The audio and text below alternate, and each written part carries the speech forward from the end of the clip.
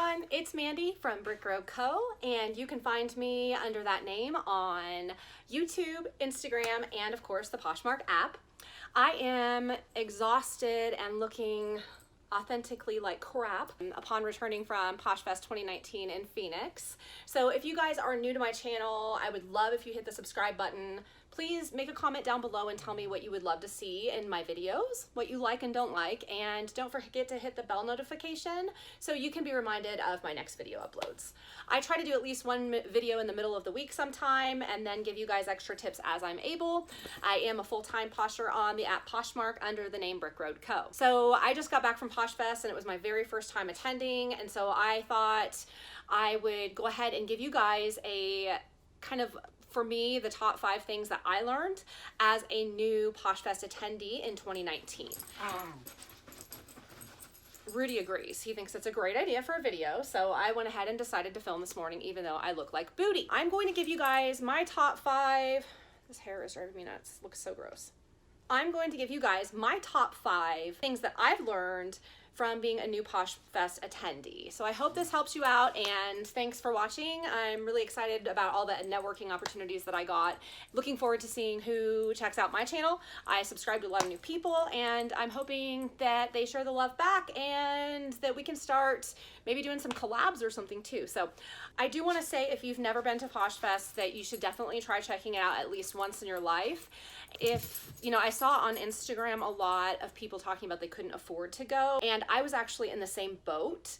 So stay tuned to a future video where I'm going to talk about traveling to Poshfest on a budget and how my husband and I were able to kind of incorporate that into attending Poshfest this year, because we did not think when the tickets went for sale that this was going to be an attainable business goal for us this year, and we made it happen, and we made it happen for fairly cheap, and I'm stoked. So I will be happy to share my tips with you on how I made that a more budget value trip, so that way those of you who are concerned about that might be able to attend next year. So stay tuned for that. I'm really excited about that. That should be uploaded sometime next week. I'm going to go ahead and jump into what I think are the top 5 most beneficial things that I learned overall as a new Poshfest attendee. Number 1 that I learned, and I heard it over and over and over again in every breakout and every session, was to just be yourself. Whether you are trying to grow a YouTube channel or you're developing a following on Instagram, what people really want to see is you. They want to see your face. They want to see who you truly are. That also rings true when you're at Poshfest.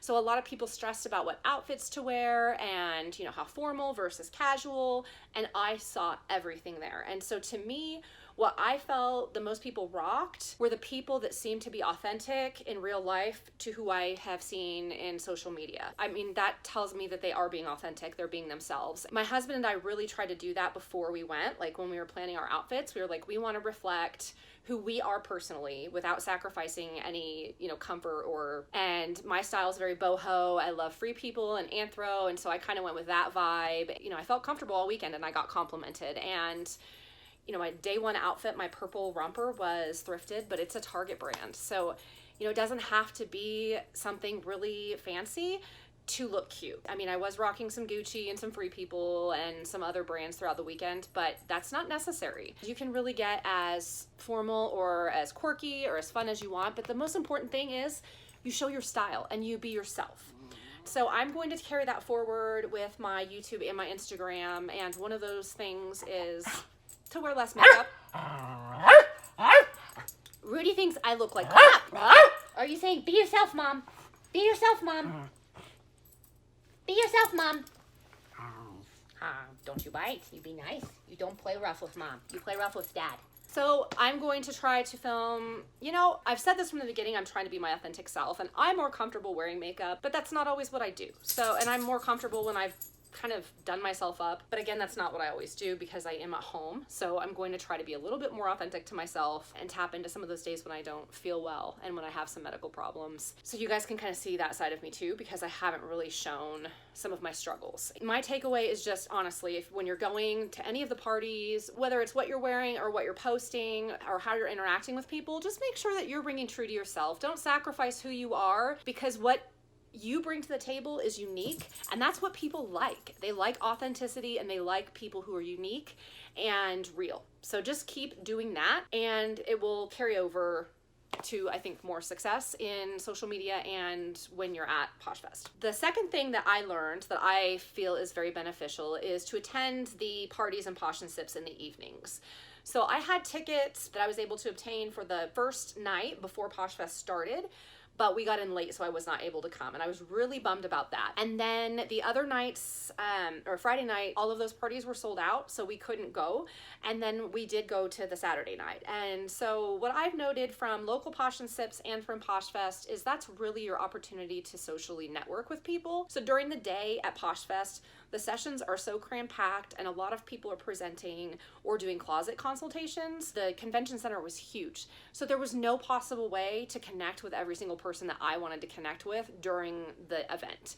So I feel like had we been able to attend some of those evening events, that we would have had a lot greater opportunities for networking. And I also feel like if my husband would have been able to go to the Posh Men event, that would have been very beneficial for him as a Posh male too. So please try to go to any of those. When you get your Poshfest tickets, try to get those pre-party tickets as soon as possible and plan on attending at least for a little bit, because it is a great opportunity to get to know people in a more informal environment and really get close to people. And the party at the Deuce was just amazing. I'm regretting that we didn't get to go to some of the other parties. But that being said, just try to go to as many as you can. I also have health problems, so I have to try to get rest when I can. And so I have to make sure I'm balancing that as well. But it's doable. And I think especially if you're staying in the hotel that the convention's at, it's super doable because a lot of the parties will be right there in that location. And my husband and I opted to stay off-site for cost. We are Hyatt members, but we wanted a cheaper category for Hyatt. And also we noticed that the pool area was closed, and I freaking love water. And like for me, there is a couple things that are absolutely necessary when I stay in a hotel. And that is, number one, easy access to food and coffee in the morning. And number two, a hot tub or pool or both. And so I wasn't gonna do the on-site hotel. However, I could see where that would be beneficial because a lot of the parties are at the hotel and it was across the street from the convention center. So it would have saved my husband and I a little bit of commuting time and a little bit of cost on parking garage fees.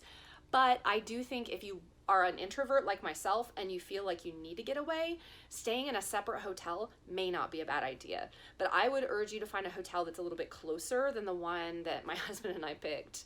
It worked out and it was great. So the third thing that I think would be beneficial to know is that you have the opportunity to pre-register for Poshfest the day before. And I would highly recommend that because then you aren't standing in a line to get your swag bag and your lanyard the morning of, which means that you can get into the main area where they present and get a seat sooner. So the earlier you get in, the better your seats are. And my husband and I got there really early the first day, but we had to stand in line to register. And by the time we got up, I would say the room was already half full, maybe, and it was 8:15. And registration goes from 8 to 9:30. So I highly recommend if you're wanting to be up front and get a really good seat and a really good view, that you pre-register and you get there as early as possible. And if that's not super important to you, then don't worry about it. There's plenty of seating and there's plenty of tables that will welcome you if you're coming by yourself and you have a party of one. My husband and I actually got pulled forward by the Colorado Posher group. Hi, Colorado Poshers. I'm thankful for that because I got to meet a lot of cool people that way, including Hugo and Tiffany, who have a YouTube channel and a Poshmark Closet. They sell on eBay and they are super awesome. Great, inspirational, energetic couple. I will link their stuff down below. I just love them. They're amazing, inspiring, super excited. Go watch their channel, go subscribe. But not right now.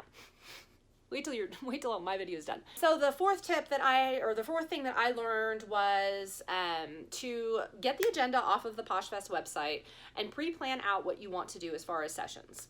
Myself and my husband did this, and what I did is I pulled the agenda off of the website weeks before. I looked at the presenters, I pulled their Instagram profiles if I didn't know who they were, and I honed in on exactly what I knew I did not want to miss. Then I had a second category of ones that I was hoping to make, and then I just eliminated ones that I didn't think really applied to my business model at this point in time. My husband and I opted to go to the same ones because he helps me so much with Brick Road Co. and Brick Road Co. is truly a family business, although I'm the face behind it. We decided to go to the same ones and just kind of get all of the same information. Plan what you want to do. The sessions move very quickly, and I mean, it is in and out. Like as soon as one's done, you need to switch rooms, and if it gets bigger than it was last year, I imagine it's going to be even, more pivotal to plan out what sessions you would like to attend and what speakers you want to see. Just keep that in mind. Also, bear in mind that if you stick around to have a word with any of the speakers, that it's easiest to do that after the last session because they don't have to switch between sessions. So chances are you won't get an opportunity to speak with somebody in the first session unless you got in before and had just a couple seconds to talk. But after the last session, I had an opportunity to actually talk to some of the presenters, and that was really a benefit for me. So I felt like planning that out was great. I got to every session that I wanted to attend, and the only thing I did miss was the hackathon on the morning of day 2, and that was due to a migraine. So we got there, and I took notes from other people, and I watched it live. So thank you, Poshmark, for doing that, not only for the people that can't attend, but for people like me who were running late, not by any choice of mine, but... So just plan those out ahead of time and know that you're going to be provided with materials to take notes, so you don't have to bring a notebook if you don't want to. People took voice memos of the presentations, they took videos of the presentations, and they took screenshots. So don't feel uncomfortable if you want to gather that information when you're sitting there, and gather it in a way that makes sense to you best. Nothing's going to look out of the ordinary. Like Greg said this, he was like, in the real world, sometimes when you're on your phone as much as a lot of the resellers and influencers are, people look at you and they look at you like you're not paying attention to your family, and they judge you by how much you're using the phone, or because you have a selfie stick or your tripod with you or your little boom mic for your Canon. And that's not the case at Poshfest. Like, it is the norm. So it feels really good to be able to know that I was like I felt like my people. So now I'm rambling.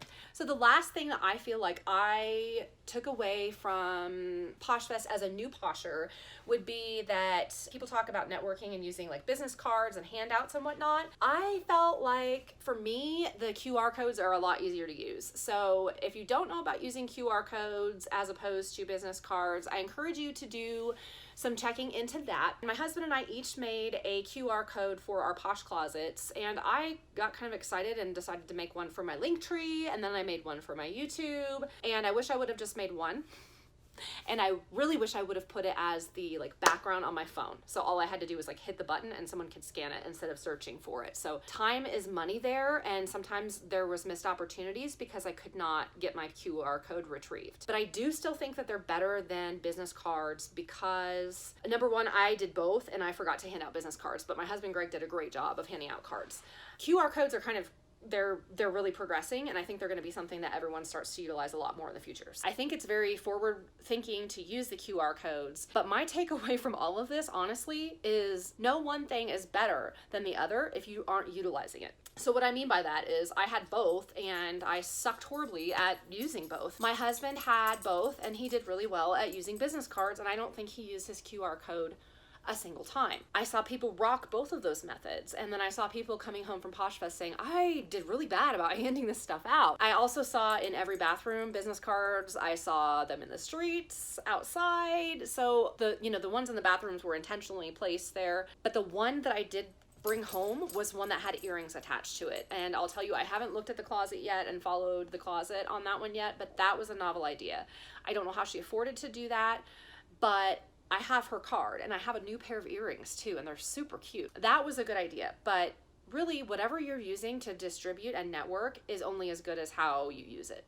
So for me next year, like I said, I'm going to probably still do both. If I use a business card, I'm going to have something really creative on it that is meaningful. A friend of mine, Chelsea, that's a that's a Colorado Posher, did magnets, and I thought that was brilliant, and mine's already on my fridge. I saw some people did a bar of soap. Let's see, what else did I see? So there were some very creative techniques for marketing, I can say that, but I still feel like for me the takeaway would be to make a QR code that is my Linktree. And because some of the people I met, I actually would have preferred that they went over straight to my YouTube and subscribed to that as opposed to my Posh Closet. Some of the people I really would desire to have more networking with them on Instagram. Some of them I would love to just connect with them everywhere I can. Honestly, I want to connect with everyone everywhere, but in this case, I feel like this would be a good way where that person can choose how they want to network with me. So do they want to connect via YouTube? Do they want to connect via Poshmark? By providing them my Linktree, then they get to choose what they want to do. So I'll probably do my Linktree